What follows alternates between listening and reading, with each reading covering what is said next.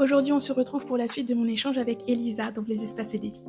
Dans cet épisode, on entre davantage dans sa vision de l'investissement locatif, ce qu'elle veut transmettre, ce qui l'agace dans les discours qu'on entend aujourd'hui et pourquoi elle a eu envie de prendre la parole sur les réseaux. Avec Elisa, on parle d'un sujet très important, les discours extrêmes autour de l'immobilier. Il y a d'un côté ceux qui promettent qu'on peut investir facilement, devenir rentier en 2 ans et générer une rentabilité incroyable sans presque aucun risque. Et de l'autre, il y a ceux qui présentent l'investissement comme quelque chose de trop dangereux, trop compliqué ou même trop risqué. Et entre les deux, il y a beaucoup de particuliers qui ont envie de se lancer, mais qui ne savent plus vraiment qui croire. Dans cet épisode, on remet de la nuance avec Elisa. On parle de peur, de préparation, de stratégie, de budget cohérent, de calcul détaillé, mais aussi de vision long terme. On parle de ce que ça veut dire investir sereinement, sans foncer tête baissée, mais sans rester bloqué non plus par la peur de se tromper. Avant de lancer l'épisode, si tu aimes le podcast, pense à t'abonner, à le partager autour de toi et à laisser 5 étoiles. C'est ce qui m'aide à faire grandir des espaces et des vies et à continuer à inviter des personnes qui apportent une vision claire, humaine et nuancée autour de l'habitat, de l'IMO et de la manière dont on construit notre avenir. Je te souhaite une très belle écoute. Donc maintenant, j'aurais aimé parler avec toi de ta vision, en gros, ce que tu veux transmettre, notamment sur les réseaux, parce que tu es sur Instagram. Commençons par une question, oui, la petite question qui fâche, on va dire. Qu'est-ce qui t'énerve le plus dans ton domaine? Qu'est-ce qui, en gros, te révolte et qui te pousse aujourd'hui à prendre la parole, notamment sur Instagram? Alors, ce qui me révolte le plus, ça va être vraiment les discours extrêmes dans tout, tout type de situation, mais surtout dans l'immobilier. C'est vrai qu'on entend souvent dire que l'immobilier, c'est facile, que tout le monde peut investir et être rentier en 2 ans, ou tout l'inverse aussi, que c'est trop risqué et qu'il faut pas le faire, il faut pas y aller. Pour moi, c'est vraiment le côté extrême qui m'agace, parce qu'il existe beaucoup d'informations sur Internet, etc., mais c'est difficile de faire le tri. Et le manque de nuances, je trouve qu'il nous pousse à faire soit n'importe quoi, soit à ne rien faire. Donc c'est ce qui va m'agacer un petit peu le plus. C'est pour ça aussi que j'ai souhaité faire un compte Instagram, parce que bah du coup je voyais les locataires qui avaient beaucoup d'a priori, ou les propriétaires aussi. C'était dans ce contexte, pardon, d'éducation, enfin pas d'éducation, mais de pédagogie, voilà, sur ce domaine. Ouais, ouais, je comprends tout à fait ce que tu veux dire parce que effectivement, je suis pas mal de comptes dans l'investissement. Alors, moi aujourd'hui, j'ai pas encore investi. Enfin, j'ai ma résidence principale, tu vois. Mais effectivement, l'objectif, c'est aussi de pouvoir faire des investissements, etc. Acheter, rénover, soit mettre en location courte, longue durée, ou alors revendre. Enfin, je ne sais pas encore. Hein, voilà, je me renseigne. Oui, on en Mais parlera plus tard. oui, si tu veux. Mais c'est vrai qu'il y a des comptes qui disent en gros, si t'as pas agi aujourd'hui, en tout cas tu dois le faire quoi. C'est facile, t'as rien à perdre. Enfin, je caricature, mais Oui, mais je vois exactement les vidéos sponsorisées dont tu parles généralement, où oui, où tout est facile, où j'ai de la rentabilité à 2 chiffres, voire plus. et en même temps c'est ce qui fait rêver, hein, parce que Oui, moi en tout cas j'espère que que j'arriverai à trouver ce genre de bien. j'espère aussi, hein, je le souhaite à tous mes clients, mais c'est pas que ça l'investissement, effectivement. Mm. Ouais. Et ces discours, ouais, je trouve que c'est péjoratif, parce que ça nous montre déjà, nous, en tant que conseillers dans l'investissement, justement, comme des requins un peu qui veulent. Ouais, ce côté-là, j'aime pas. Aujourd'hui, il y a beaucoup de particuliers du coup qui investissent seuls dans l'immobilier. Seuls, j'entends, qui se lancent, qui font des petites études de leur côté, des petites études de marché et puis qui font ça eux-mêmes. Il y a beaucoup d'informations gratuites hein, sur Internet, on en a parlé, notamment sur Instagram, sur YouTube aussi. Pourquoi est-ce que ça te tient à cœur aujourd'hui d'accompagner donc, ces personnes dans le domaine de l'investissement? Alors, bah, comme je disais au début, en fait, étant donné qu'il y a deux discours extrêmes sur les réseaux sociaux en général, pour moi, ce qu'on va trouver sur Internet, entre la théorie et la pratique, il y a vraiment en tout cas avec la réalité du marché, il y a vraiment deux mondes finalement. Les gens sont submergés d'informations et il n'y a pas vraiment une stratégie personnalisée. Donc c'était vraiment mon objectif de suivre les particuliers, c'est de pouvoir écouter ce qu'ils ont vraiment en tête, leur dire déjà si c'est possible ou non, et après les guider vers le meilleur projet.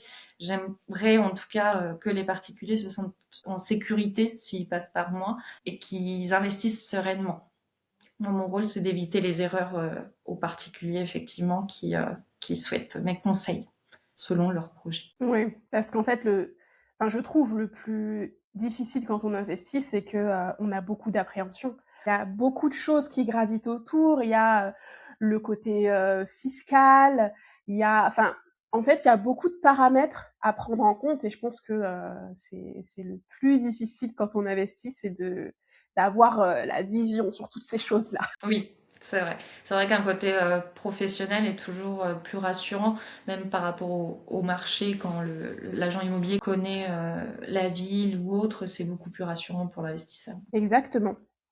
Et donc, selon toi, qu'est-ce que les particuliers aujourd'hui n'ont pas vraiment compris à propos de l'investissement locatif en 2026?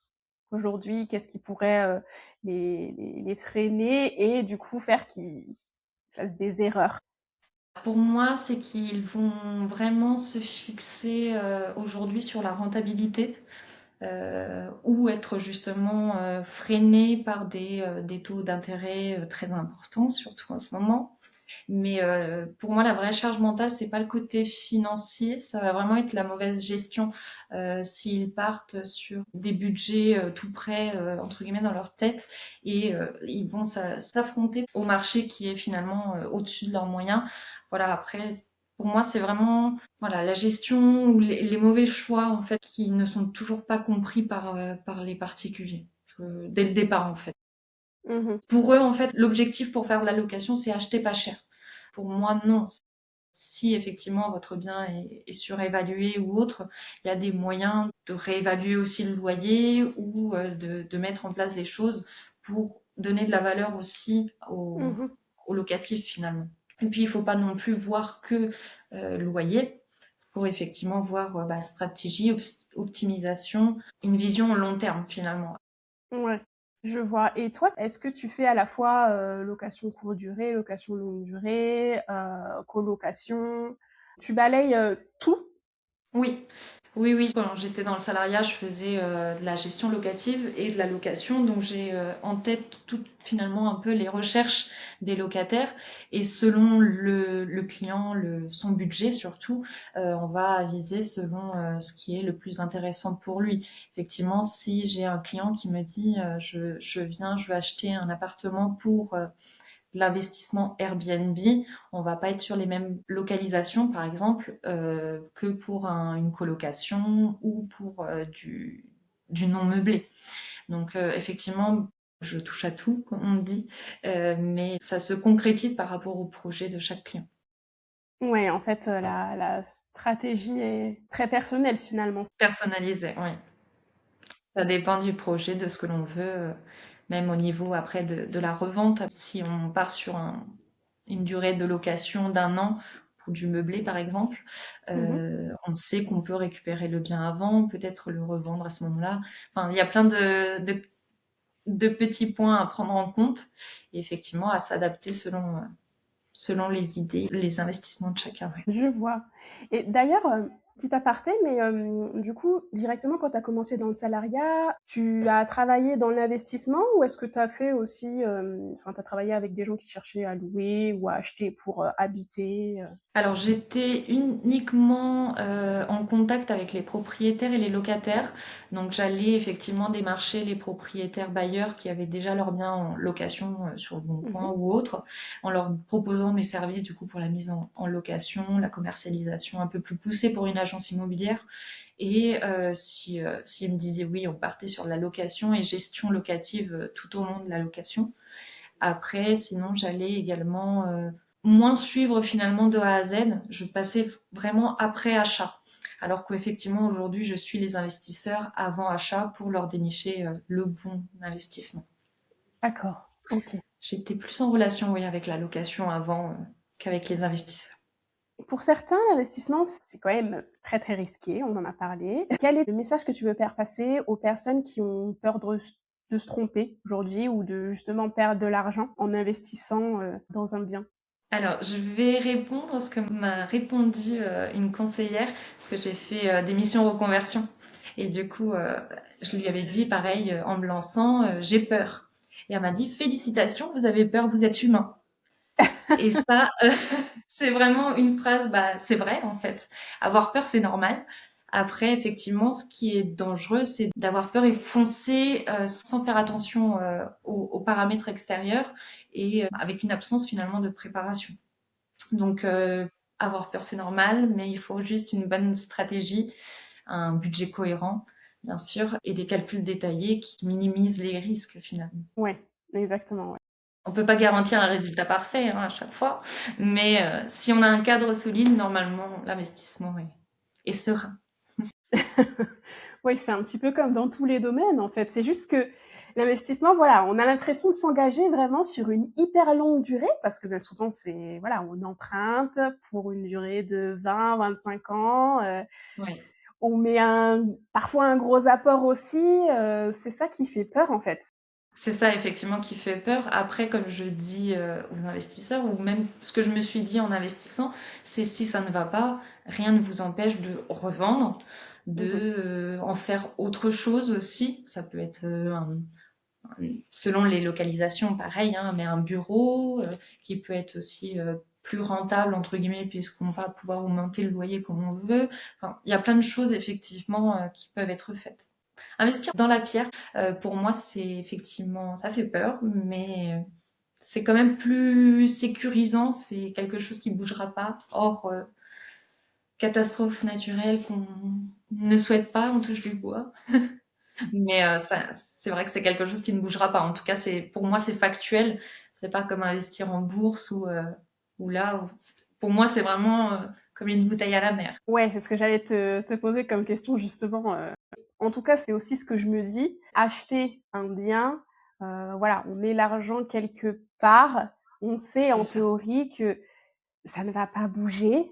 En théorie, Oui, voilà, dans la plupart des cas. Et puis, souvent, ça augmente aussi. Alors, voilà, je connais pas trop le domaine, mais je crois avoir entendu que la valeur de ton bien va toujours augmenter. bah, c'est sûr que la maison que tes parents ont achetée il y a 20 ans, elle ne vaut pas du tout ce qu'ils l'ont achetée du coup à l'époque aujourd'hui. Hein, mais pour moi, ouais, c'est effectivement quelque chose qui ne peut pas être détruit finalement. Mmh. Sauf cas extrême, mais Voilà, bon. on va pas rentrer dans les détails là. Du coup, pour conclure ce sujet, si ça te va, j'aurais aimé connaître la phrase que tu pourrais te tatouer sur le bras, c'est-à-dire le message que tu veux faire passer au monde entier sur l'investissement locatif. Je me le ferai peut-être pas tatouer, quand même pas, mais, mais c'est un de mes mantras, c'est le mot juste essayer. Commencer, même petit à petit, pas à pas, on y arrive toujours en fait. C'est se lancer et on verra bien. Avec une stratégie, mais on verra bien. Bah, très belle phrase pour conclure le sujet. Merci beaucoup. Et voilà pour cette deuxième partie de mon échange avec Elisa. Ce que je retiens surtout dans cet épisode, c'est que cette idée essentielle. Avoir peur d'investir, ce n'est pas un problème, c'est même normal. Le vrai risque, c'est de se lancer sans cadre, sans stratégie, sans calcul ou à l'inverse, ne jamais rien faire parce qu'on reste bloqué dans les scénarios catastrophes.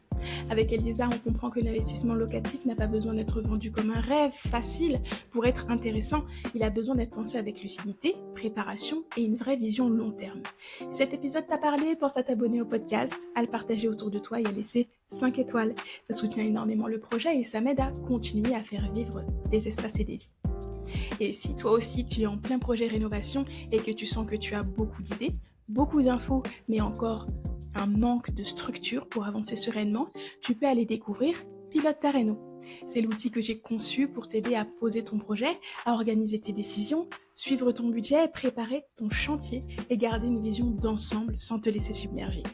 Tu peux retrouver le lien dans ma bio Instagram et en description de l'épisode. Je te dis à très vite pour la suite avec Elisa.